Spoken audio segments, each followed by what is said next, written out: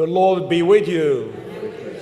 A reading from the Holy Gospel according to Mark. Glory to you, Lord. Jesus and his disciples came to the other side of the sea, to the territory of Gerasenes. When he got out of the boat, at once a man from the tombs who had an unclean spirit met him. The man had been dwelling among the tombs, and no one could restrain him any longer, even with a chain. In fact, he had frequently been bound with shackles and chains, but the chain had been pulled apart by him and the shackle smashed, and no one was strong enough to subdue him.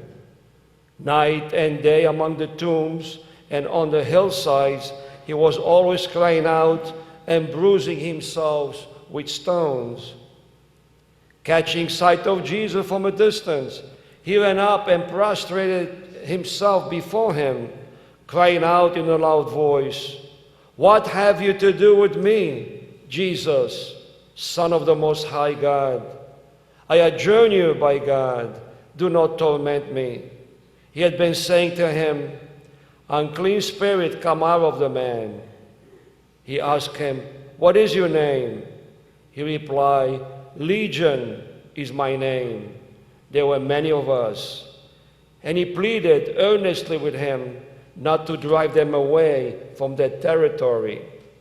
Now, a large herd of swine was feeding there on a hillside, and they pleaded with him, "Send us into the swine, let us enter them." And he let them, and the unclean spirit came out and entered the swine. The herd of about 2,000 rushed down a steep bank into the sea, where they were drowned.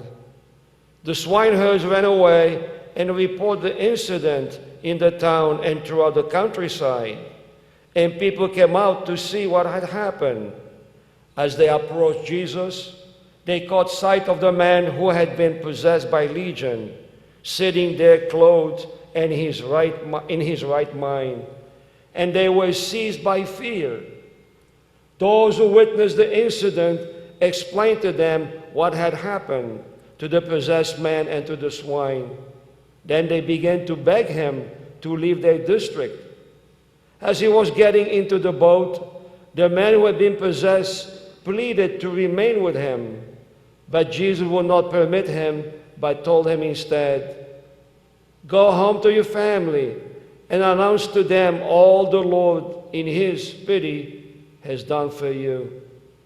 Then the man went off and began to proclaim in the Decapolis what Jesus had done for him, and all were amazed. The Gospel of the Lord. Praise to you, Lord Jesus Christ.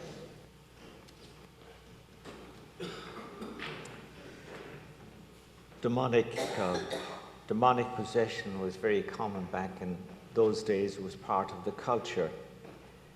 In fact, they believed that demons were all over the place, in caves, in tombs, even in people themselves. You had so many on your right side and your wrong side. This is what they believed. Whether it was or not, I don't know. But demonic possession has always been a fact in human nature. And this poor man, wretched man, for all those years suffering in chains and what have you, and he hears about Jesus and he's looking for help. And of course, always Jesus reaches out and helps him. And then the interesting thing of the pigs, it says 2,000 pigs. That was a lot of money. So you could imagine the impact it had on the economy, the impact it had on poor farmers had lost their source of income and survival. So is it any surprise that they would ask Jesus to leave town if this was the kind of thing he was engaging in? Of course, they felt threatened by him. And of course, the man here, he becomes a kind of minister himself. He goes back and he begins to preach what the Lord had done for him. Notice also when Jesus has asked for his name, called the name Legion. A legion, of course, was 6,000 soldiers in an army. So he's saying, I'm not alone. There are many of us. Legion. And, of course, by asking for his name, Jesus was giving power over him. That was the purpose of asking for his name. I have a very good priest friend of mine who used to be the exorcist here in the Archdiocese of Miami. And he told me some stories once about some of the encounters he has had with people of demonic possession. And I found his stories very, very scary. Very scary. But that seems to be the reality. I have never encountered it, thank God, in my own life. I don't want to.